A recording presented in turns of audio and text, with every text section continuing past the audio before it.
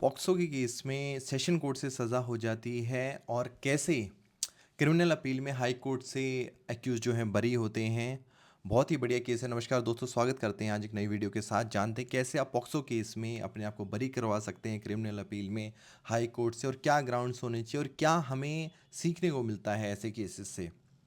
तो दोस्तों, केस है कि एक बॉयफ्रेंड और गर्लफ्रेंड जो हैं एक दूसरे के साथ रहते हैं और अपना देश स्टेट छोड़ के दूसरे स्टेट में रहने लग जाते हैं 6 महीने के लिए। और जो है विक्टिम जो है प्रेग्नेंट हो जाती हैं और एक एफआईआर रजिस्टर करी जाती है सेक्शन 6 पॉक्सो की, 363 की किडनैपिंग, 366 की शादी हेतु किडनैपिंग, 376 रेप केस की।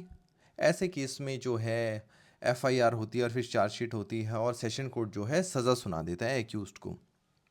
अब इसमें गौर करने वाली बात ये है, एक्यूज जो हैं हार नहीं मानते हैं, जबकि स्वकृति से संबंध बने थे। एक्यूज जो हैं हाई कोर्ट जाते हैं क्रिमिनल अपील में। अब क्रिमिनल अपील में जब हाई कोर्ट जाते हैं तो हाई कोर्ट ऑब्जर्व करता है कि भाई जो विक्टिम की एज है वो कोई स्कूल के डॉक्यूमेंट्स में उनकी एज नहीं दे रखी होती है। तो उनका बोन ऑब्जर्वेशन टेस्ट कराया जाता है और बोन ऑब्जर्वेशन टेस्ट में उनकी एज निकलती है 20 साल 5 महीने। तो जब क्राइम हुआ, जब वो प्रेग्नेंट हुई, जब उनके साथ संबंध बने, उस टाइम एज उनकी जो है अबव 18 निकलती है।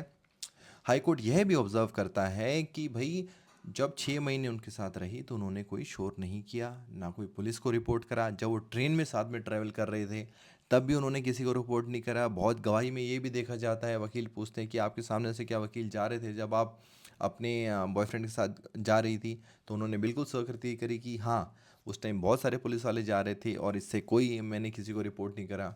तो उससे यही इन्फ्रेंस निकलती है, पहला कि एक तो ये मेजर है, दूसरा ये कंसेंट से बनाए हुए रिश्ते हैं, यानी मर्ज़ी से बनाए हुए रिश्ते हैं।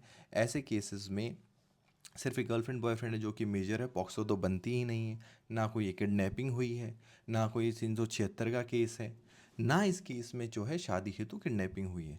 तो ऐसे केस को जो है हाई कोर्ट बरी कर देता है, एक्यूज्ड को सज़ा नहीं मिलती है और सेशन कोर्ट का फैसला पलटा जाता है। तो सीखने वाली चीज़ ये है कि जब तक आप अपने केस में, अपनी चार्जशीट में मेहनत नहीं करेंगे, अगर वो अपना बोन ऑब्जर्वेशन टेस्ट नहीं करवाते, एक्यूज के एडवोकेट नहीं, वकील साहब मेहनत करते, नहीं वो गवाही पे जोर डालते कि क्या जब आप ट्रेन में जा रही थी तो क्या आपने पुलिस वालों को देखा? तो उन्होंने कहा हाँ देखा। तो कितनी बड़ी बात है कि केस ही पलट जाता है कि उस टाइम जो है विक्टिम ने कोई शोर नहीं मचाया। क्या आप जब आप 6 महीने से साथ में रह रहे थे तो क्या आपने किसी को नहीं बताया कि मेरे को किडनैप कर रखा है, मुझे शादी हेतु भगा के लाए हैं? नहीं बताया।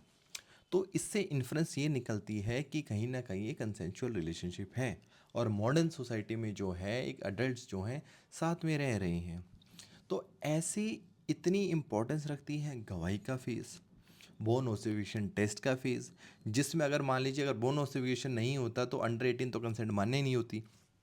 तो एडवोकेट साहब ने जो बोन ऑब्जर्वेशन करवाई, उसकी एप्लीकेशन लगाई, उसकी एज जो है अबव 18 पाई गई।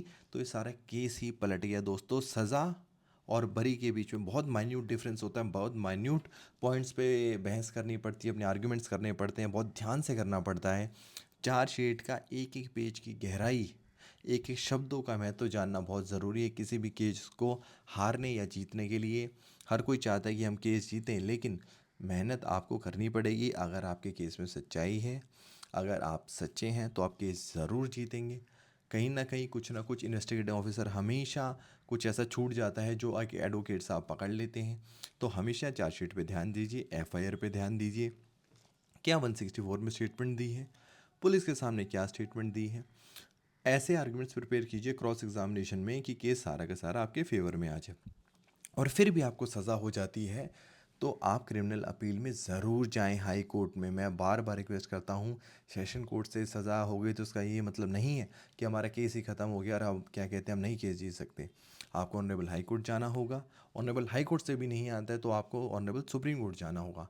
लेकिन आपको अपने केस में लगातार मेहनत करनी पड़ेगी। बहुत सारे केसेस जहाँ सेशन कोर्ट से सज़ा हो गई, हाई कोर्ट से सज़ा हो गई और सुप्रीम कोर्ट ने फैसला पलट दिया। तो आपको बिल्कुल जो है मन में हार नहीं माननी है, प्रयास करते रहना है। कंटिन्यूस प्रयास करेंगे तो ज़रूर आपको सफलता मिलेगी। Thank you so much.